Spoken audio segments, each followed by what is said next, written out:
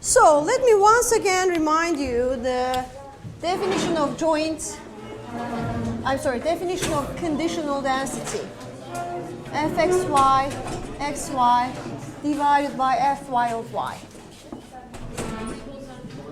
Now, as a consequence of this,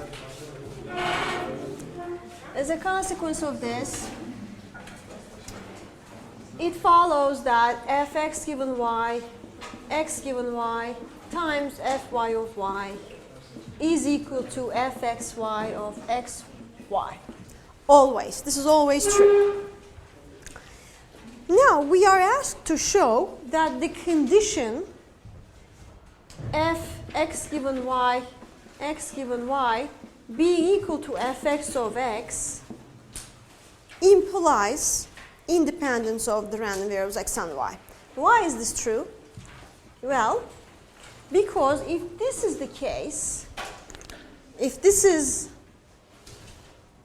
given as an assumption, then I can replace this Fx given y by Fx of x, and it automatically gives me the fact that Fx of x times Fy of y is equal to the joint density. So basically, this condition implies that Fxy of x and y factorizes into the product of marginals. Hence, x and y are independent. Okay? So whenever this condition holds, which says that the conditional density of x given y is equal to the marginal, so conditioning on y does not affect the distribution of x. It's the same as if there's no conditioning. Then this implies that x and y are independent. Any problem here? Similarly, symmetrically, f y given x being equal to Fy of y implies that x and y are independent. Any problem?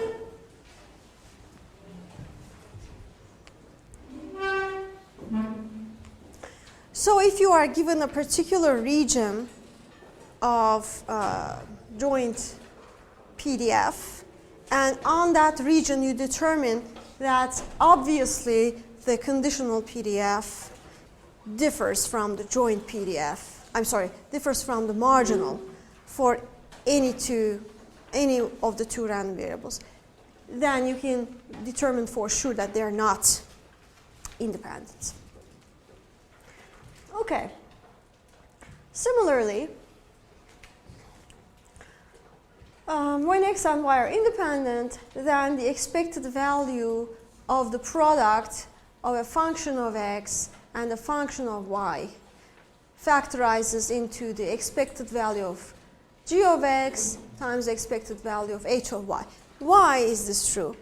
Again, it follows from the integral. Let me quickly write the argument. And I'm expecting you to be able to do this kind of thing for yourself. G of x times h of y. What is this? This is by definition a double integral g of x, h of y, because this is only a function of x and this is only a function of y. Fxy, xy, dx, dy. But this thing breaks into the product, so we have the integral breaking into a product of the expectation of g of x and the expectation of h of y over y. This is the expected value of h of y. This is the expected value of g of x. So particular special case is when g of x is just x and h of y is just y. In that case, the expected value of xy, x times y, is equal to the expected value of x times expected value of y, just like we had in the discrete case. When x and y are independent, the expected value of the product is product of the expectations.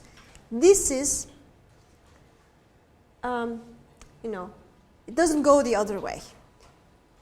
Independence implies that the expected value of the product is product of the expectations, but product of the expectations being equal to the expectation of the product does not imply independence. So this is a necessary but not sufficient condition for independence. And you also know this as uncorrelatedness. So, as a consequence of this property, I will ask you to show on your own that the variance of x plus y is equal to the sum of variances when x and y are independent. So in general, you know expectation is always linear, variance is not linear. Okay? But when x and y are independent, variance becomes additive. Variance of x plus y is equal to variance of x plus variance of y. Show this, the proof is identical to the discrete case. Okay, now we are starting something really important. It's time to take a deep breath and focus. This is Bayes' rule applied with PDFs. You already know Bayes' rule, so there's nothing really fundamentally new here. Now, by definition, by this definition, applied twice, we can write fx given y as fx of x times fy given x divided by fy of y. All we do is apply this definition twice. What do I mean? Fx given y is this, right? So now I'm going to write fxy, the joint, as fy given x, y given x times fx of x. And what I obtain looks awfully similar to Bayes' rule. And it is called the continuous version of Bayes' rule. This is the continuous version of Bayes' rule. It is what you do when you know one density, density of x condition on y, but you really need the density of y condition on x. This is how you invert, go from this to this. Here is a canonical example for that. Basically, this is an inference problem. This example is an inference problem. Here's the example. Consider the light bulb with exponential lifetime y. Why do I call it the light bulb with exponential lifetime? Because we've used it a lot in our examples. With parameter lambda, the units of lambda is in failures per day. However, this time, lambda is also random and known to be uniformly distributed in 1/4 to 1. Having recorded the actual lifetime of this light bulb as 4 days, what can we say about the distribution of lambda? So in this case, we have a model for the lifetime of the light bulb as an exponential, but we don't know the parameter. We don't know the rate of the exponential distribution. We will infer the rate of the distribution by taking some data. What is the data?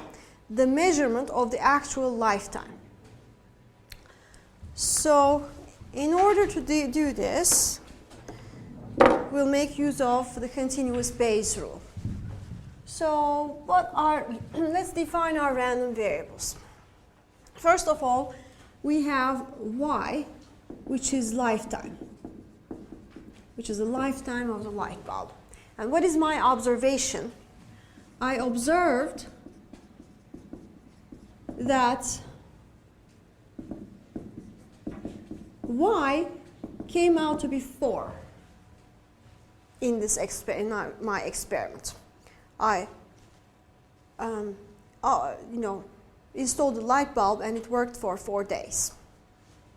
Let's call this event A. A is the event that y happens to be equal to 4. What do I need to find? I want to find the distribution of lambda. And lambda is a continuous random variable. So I want to find the density of lambda given the observation A. Right, let's go with L. Okay, now, what do I know? I know the unconditional density of lambda prior to any observation. So I know.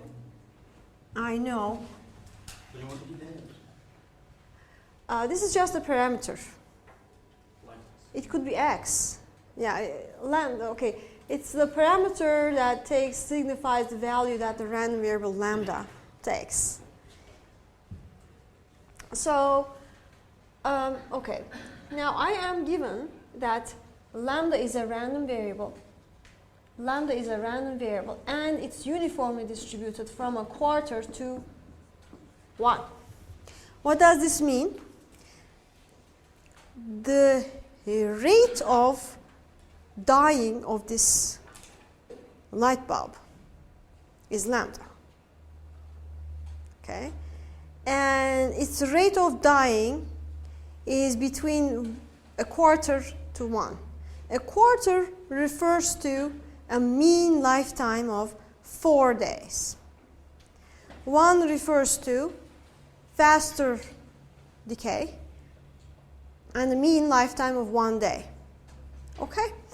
So, but the lifetime is random, and the parameter of the lifetime rate of decay is also random. That's the thing. I'm sorry, did I say uniform? Exponential. Oh, lambda is uniform. Sorry. Y is exponential when we are given lambda. Okay. Now I'm asked to find this. Lambda given A. I will use Bayes' rule.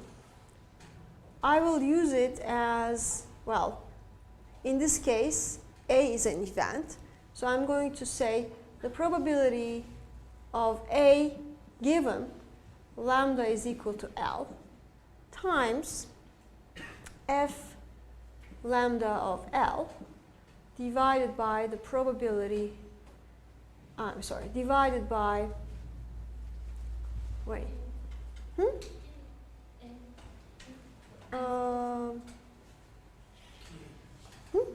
P of A? Right. Okay. So this is just like the regular Bayes rule, except we have a density combined with a probability. Okay. Now,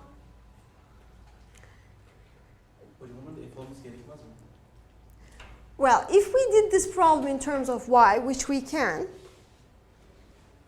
well, if you want, let's do it this way first, and then maybe we can do it with y. I think what you mean is this.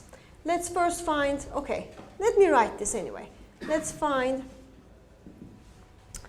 f lambda given y, okay, L given y. Okay, f y given lambda, y given L, times f y of y, divided by f lambda of L.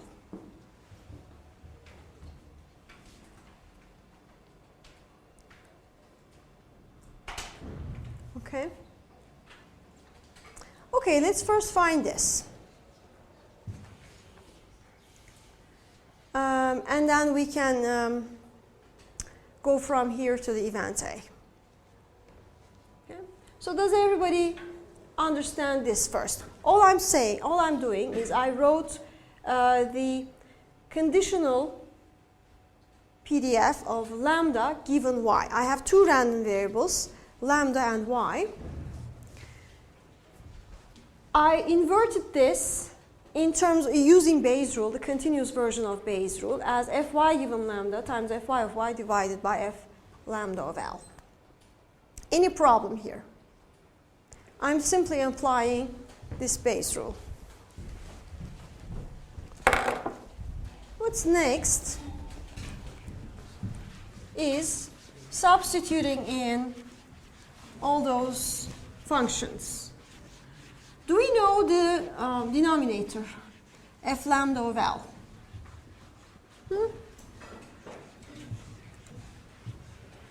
Yeah, because we're given the denominator. The denominator is easy, this one. This we know.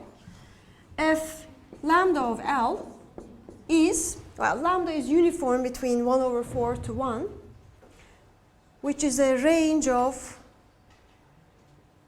what? 3/4. So F lambda of L is 4 over 3 when L is between 1 over 4 to 1 and 0 otherwise. So I know F lambda of L. Okay? Any problem? What? What's your question?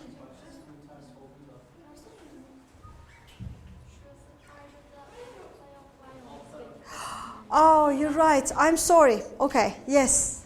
2 mistakes today. Right. You're right. So if lambda given y should be Fy given lambda times Fy of y, F lambda of lambda. Unbelievable. Divided by Fy of y. Okay. Yes, I just confused myself. Thank you for pointing out the error. I hope this was an educational mistake for you guys as well. So I know this. I know this.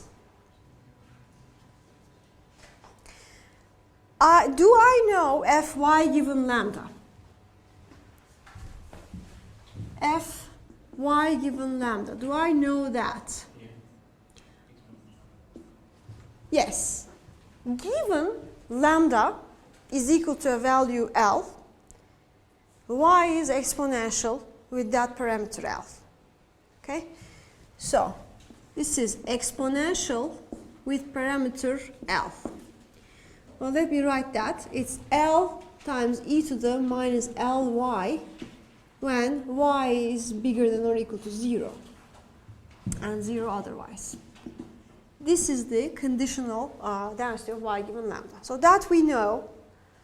What else do we need? So we got this one and this one. Now we need the denominator, Fy of y. How do we do that? We're not given that. Fy of y. Call it the total probability theorem, or the definition going to marginal from joint. You can find Fy of y by integrating Fy given lambda, y given L, times F lambda of L dl, right? Yes. So we know this one as L times e to the minus Ly. And we know this one. We know this one as 4 over 3 when L is between 1 over 4 and 1. And here L goes from negative infinity to infinity. So when we substitute in this density, the range becomes 1 over 4 to 1. L e to the minus Ly times 4 over 3 dl. Okay? And this is valid whenever y is positive. Okay? So let me rewrite F lambda given y.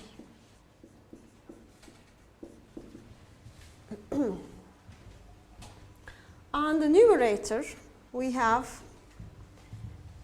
L e to the minus Ly times 4 over 3. And in the denominator, we have the integral of the same thing.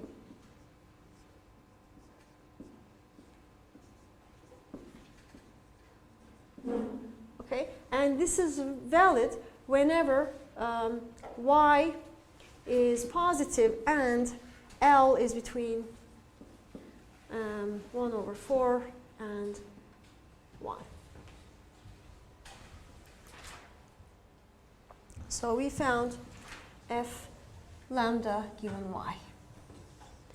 Now we can evaluate this at the measured value of y, which is 4.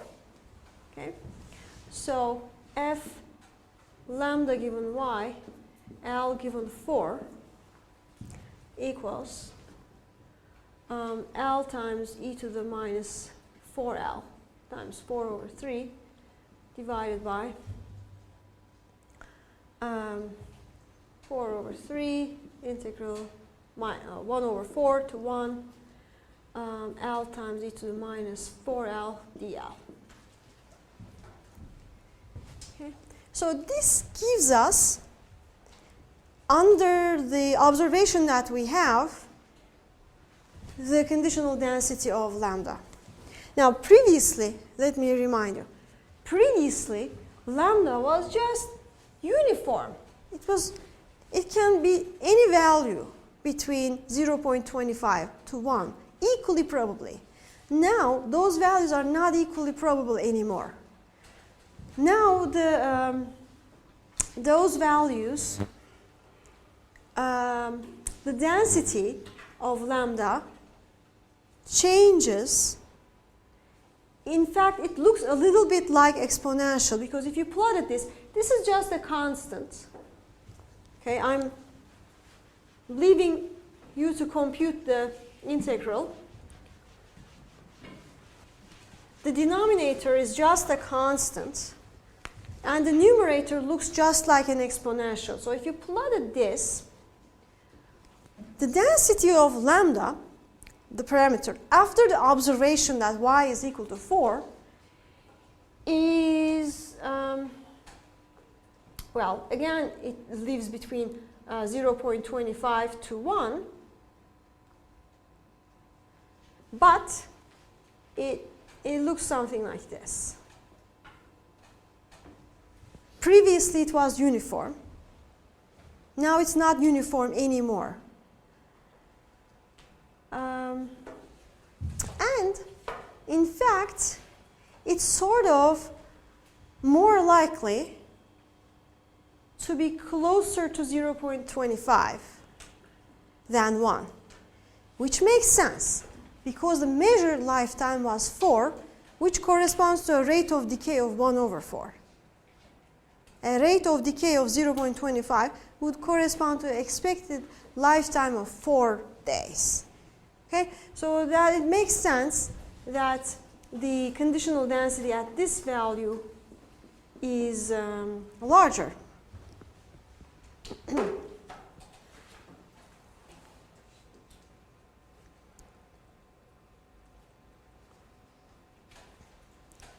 Okay.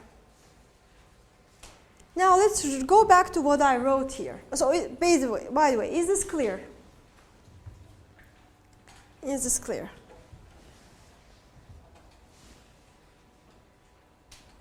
Any questions?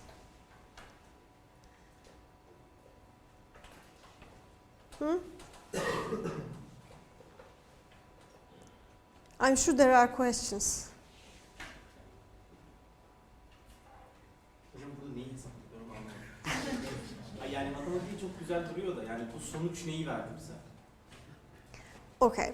So to answer your question, let's first look at this. I think this sort of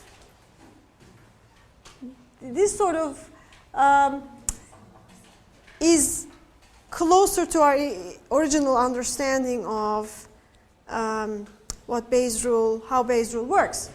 I have an observation given my observation, I want to refine my knowledge about the distribution of lambda. My observation is y is equal to 4. If I build the Bayes rule this way, it's not going to work. Why is it not going to work? Because this denominator will come out to be 0. P of A is 0. Why? Because y is a continuous random variable. The probability that y is equal to 4 is 0. So what can I do? I can approximate this by taking a small interval around 4 and write this again by approximation. Eventually, I would go back, I would reach the continuous Bayes rule that I just erased. Let me write that again. So this basically will not work. However, the following will work.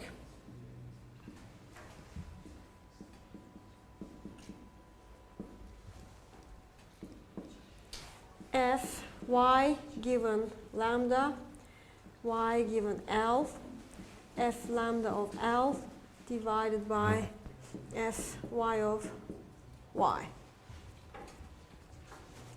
Let me write this in words. This is the conditional distribution, the PDF of lambda, given that I observed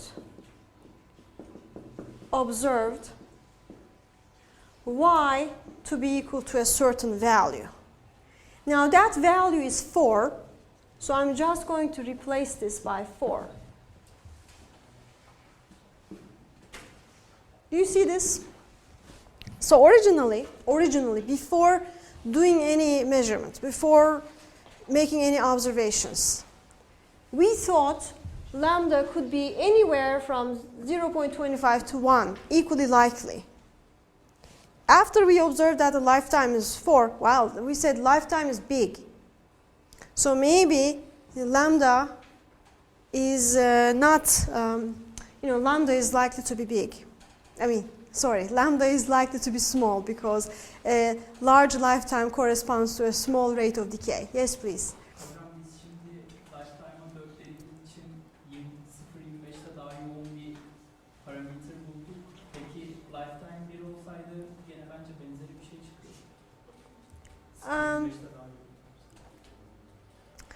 Yeah, that actually you're sort of right. But the height here, okay, now the 4 controls this decay. And this decay is going to result in a smaller value here as opposed to this point. When the measured lifetime was, for example, 1, if the measured lifetime, for example, was 1, then you would have a smaller rate of decay here, which would make this curve sort of,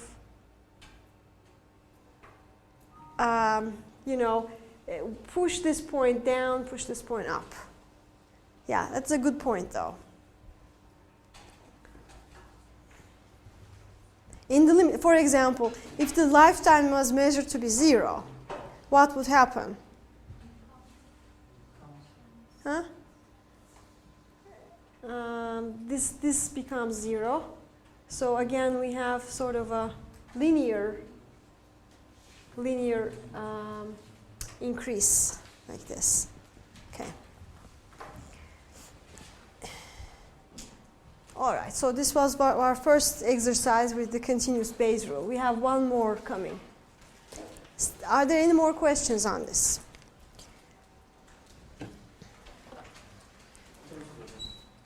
Okay. Bu inference demişiz ya, biz burada yani bir model tanımlayıp bu modelin ne kadar doğru mu olduğunu test ediyoruz. Yaptığımız şey ama yani bir tane model var. We improve the model based on experimentation. You're right.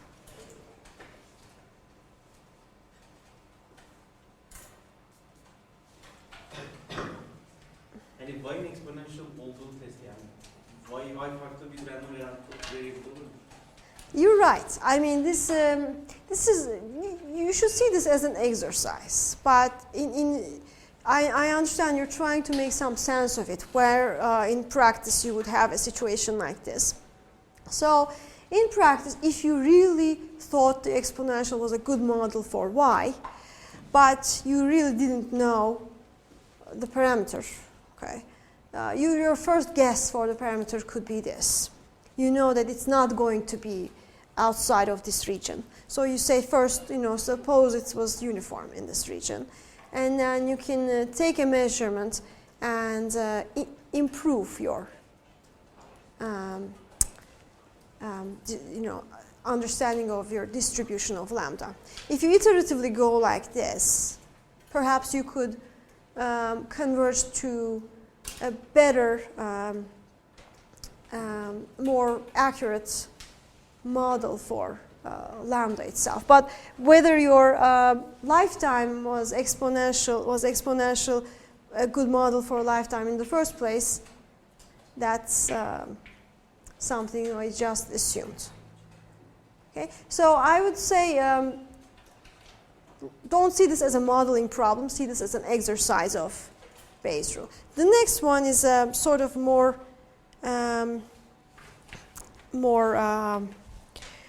the next example, which is antipodal signaling under additive zero mean unit variance Gaussian noise, is very well motivated. It's really coming from an actual life, real life detection problem. Before we do this, let's understand this expression. Fy of y. So density of the random variable y at point lowercase y.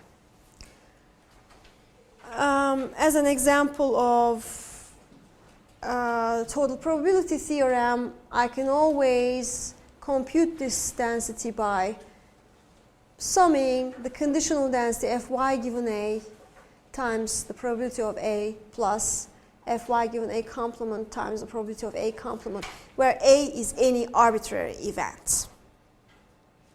I guess this is clear. So let's apply this in the example about antipodal signaling under additive zero mean unit variance Gaussian noise. Let's read the example. Suppose that the probabilities of sending a 1 or -1 are p and 1 minus p respectively. What is the posterior probability that a 1 was sent, given that the noisy signal that we measured is y? Okay? What does this mean?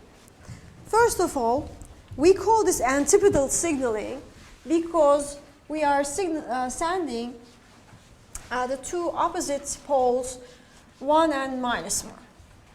Okay? They are right opposite each other.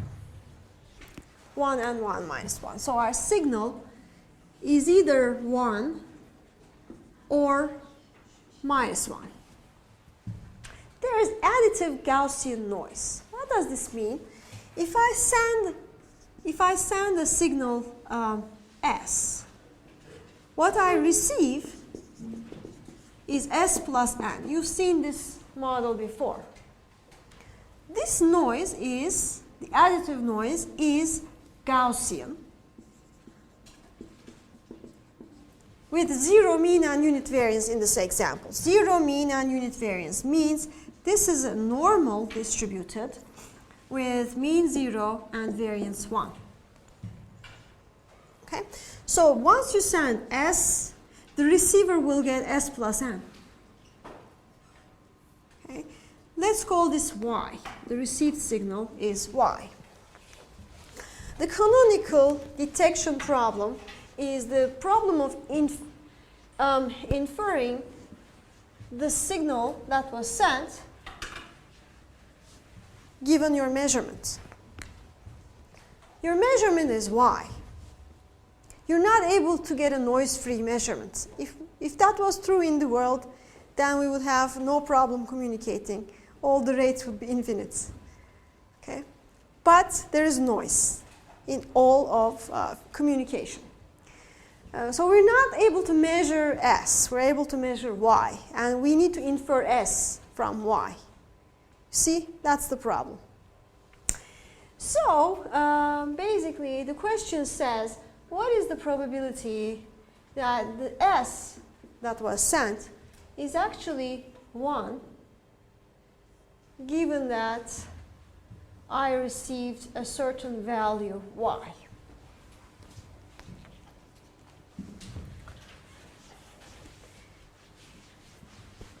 Is S discrete or continuous?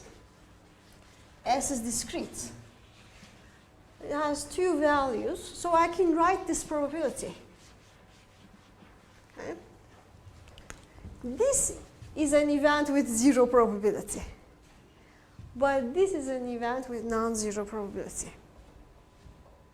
Okay, so I can write this. So what I'm going to do is use Bayes' rule. This is equal to f y given s, y given 1, times the probability that s equals 1 divided by fy of y. Another version of Bayes' rule, when we have a continuous random variable and a discrete random variable. Okay. So, maybe I should put this in a box to draw your attention to it. Now, what do we know in this expression? Let's see what we know. We know this. What is this? This is the prior probability of sending a 1, and it's given to be p. In the question, it's given to be p. Is this given in the question? It's sort of given. Why? Because when I send a 1, noise is added onto it. Noise is Gaussian. My signal is a constant, right? So, if a 1 is sent, y is simply 1 plus n.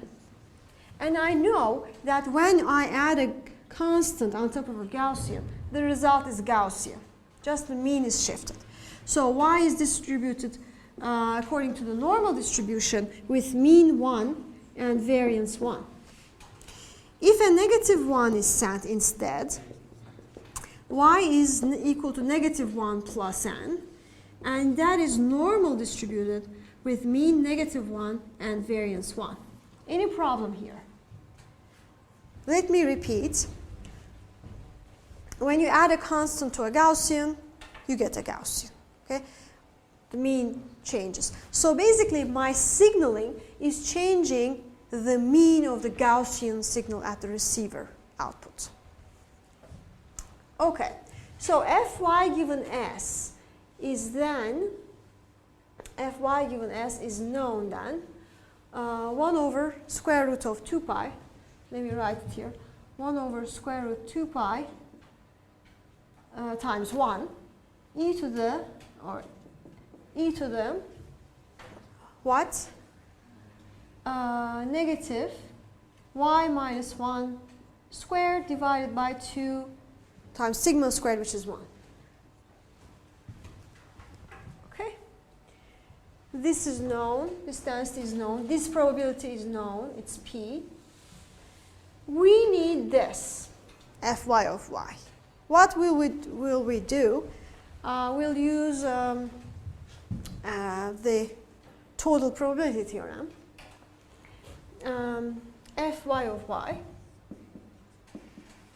is equal to fy given a, y given a, times the probability of a, plus fy given a complement, y given a complement, times the probability of a complement. What is a in this case? A is the event that s is 1. My hypothesis that s is 1. Okay? When s is 1, I know fy given a. When f is negative 1, I know fy given a complement. So I can add the 2 to get Fy of y.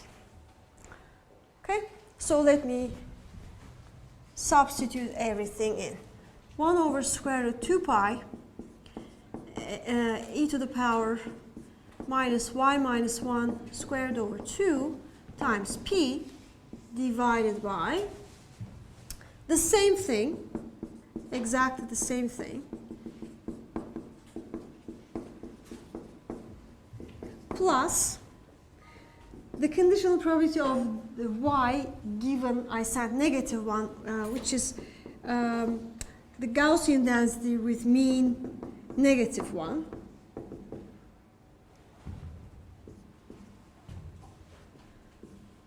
And variance 1 minus p. So this is the probability that the hypothesis that 1 was sent is true, given that I measured a signal level of lowercase y. This is the probability. This is a probability. This is the hypothesis. This is the probability that the hypothesis of 1 is true.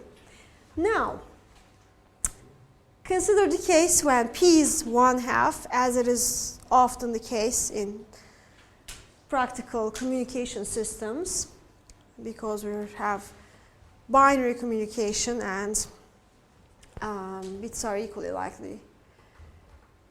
So, let's see. This will be 1/2, this will be 1/2, and 1/2. The p's would cancel, okay?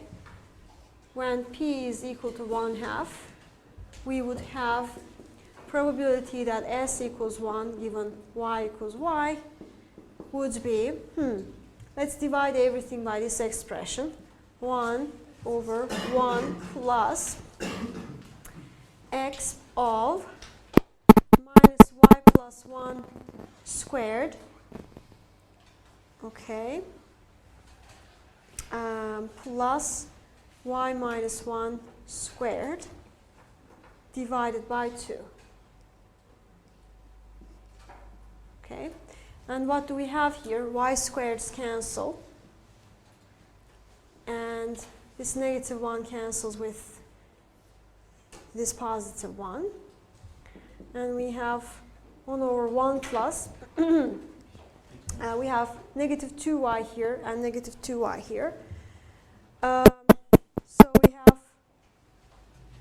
e to the power negative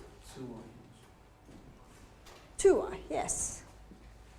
Because we have 4y divided by 2. Okay. So let's examine this expression. You tell me, does this increase or decrease with y? So minus 2y becomes more and more negative as y increases. E to the negative 2y goes to 0 as y increases. So this approaches 1, and the probability approaches 1. So probability increases and approaches 1 as y increases, which makes sense, right?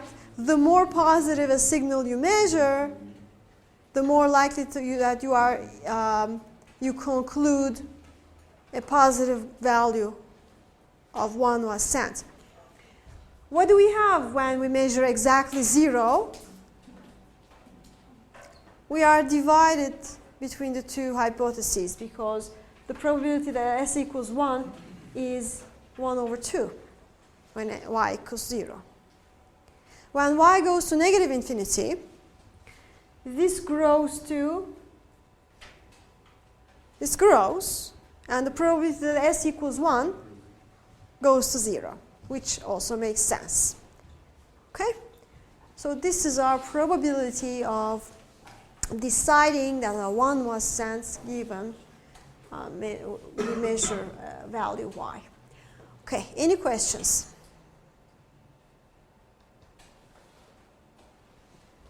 Any questions? Okay, so I suggest you go over all of these exercises on your own, because this concludes our discussion of chapter 3. We've covered a lot on continuous distributions. How many minutes do I have? Okay, so the first topic of chapter 4. Basically, chapter 4 builds on everything that we've done so far. And I would like you to introduce this first topic to you. Derived distributions. Okay. So here's the idea. The idea is you have x. You have the distribution of x. And somebody defines a new random variable y as a function of x. And you want to find the distribution of y. How do you do that? The usual procedure for doing this, which is quite easy, is first compute the CDF of y. Do you remember what CDF is? CDF is Fy of y, the capital F, remember? It's the probability that y is less than or equal to y. But that's nothing but the probability that g of x is less than or equal to y, which can be computed using the marginal density of x by integrating the marginal density over the region where g of x is less than y. So by doing this, you easily find the CDF of y. You can then differentiate to obtain the PDF of y. Okay? Let's do this example before we finish. So this example is illustrating when x is a continuous random variable, how you can find the derived distribution of another continuous random variable defined as a function of x. Do you remember the speed versus travel time example, where the travel time was distance over the speed, and we computed the expectation? Now we are able to compute the full distribution. Okay, so let's do this real quick. X is uniform between 30 to 60, and y is 180 over x. Okay, that's the setup. Is y going to be uniform? No. That's sort of obvious. Let's compute Fy of y. What is the range of y? As x goes from 30 to 60, y lives between 3 to 6. Okay, so let's compute this. First of all, let's compute Fy of y. That's the probability that y is less than or equal to a given value, lowercase y. But simply that is the probability that 180 over x is less than or equal to this value. But this event is the probability of the event. This probability is the probability of the event that x is bigger than or equal to, right? X is bigger than or equal to 180 over y. Do we know this probability? Well, x is uniformly distributed from 30 to 60. Okay? This is fx of x. So if 180 over y falls in this range, then this probability is simply 60 minus 180 over y, okay, times 1 over 30. Okay? If 180 over y, if 180 over y is between 30 and 60, and 0 otherwise. So let me evaluate this.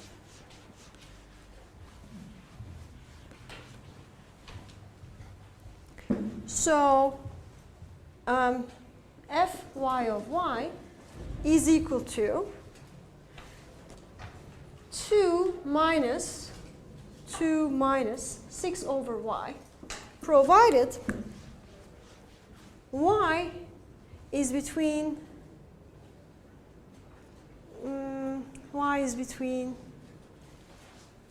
what? Y is bigger than 6.